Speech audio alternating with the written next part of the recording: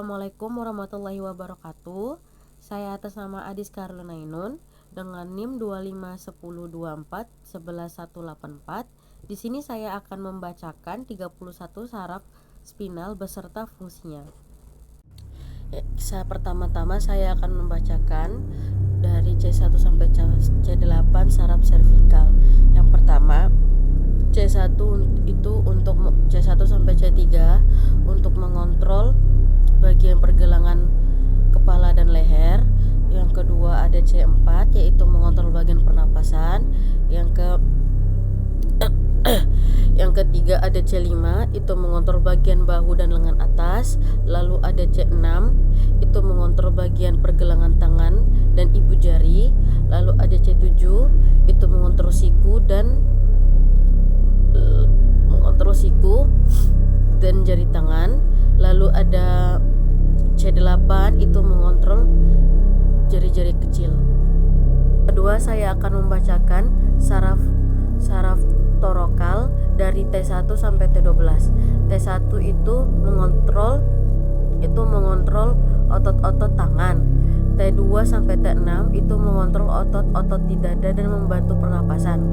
T7 sampai T12 itu mengontrol otot-otot di perut dan menjaga keseimbangan tubuh. Lalu saya akan membacakan saraf lumbal dari L1 sampai L15. L1 dan L2 itu mengontrol gerakan pinggul dan paha. L3 itu mengontrol gerakan mengontrol otot-otot paha depan dan bagian lutut. L4 itu mengontrol pergelangan kaki dan depan kaki. Lalu di L5 ada mengontrol jari-jari kaki dan pergelangan kaki. Lalu saya akan membacakan saraf sakral dari S1 sampai S5. Di S1 itu mengontrol kaki, tumit. B1 itu mengontrol pergelangan kaki, tumit dan telapak kaki. Di S2 sampai S4 itu mengontrol fungsi kantung kemih, usus dan organ reproduksi. Di S5 itu mengontrol bagian anus. Lalu saya akan membacakan saraf koksigal CO1. Di CO1 itu mengontrol sensasi rasa tulang di ekor. Lalu saya akan membacakan saraf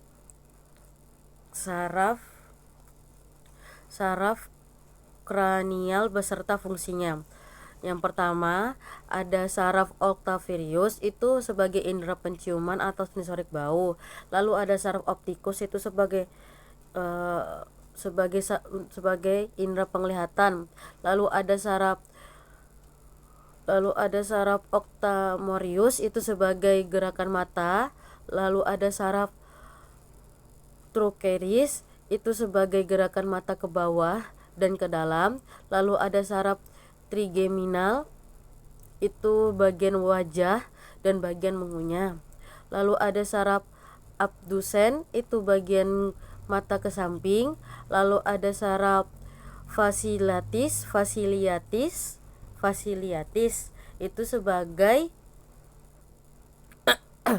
sebagai ekspresi wajah dan air liur, air mata.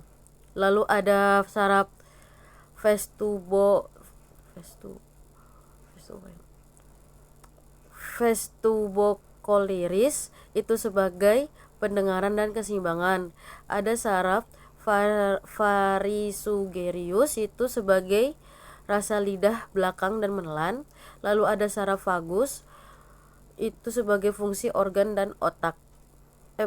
Fungsi organ dalam dan tenggorokan. Lalu ada saraf aksoris itu sebagai gerakan leher dan bahu. Lalu ada saraf hipoglosus itu sebagai gerakan lidah.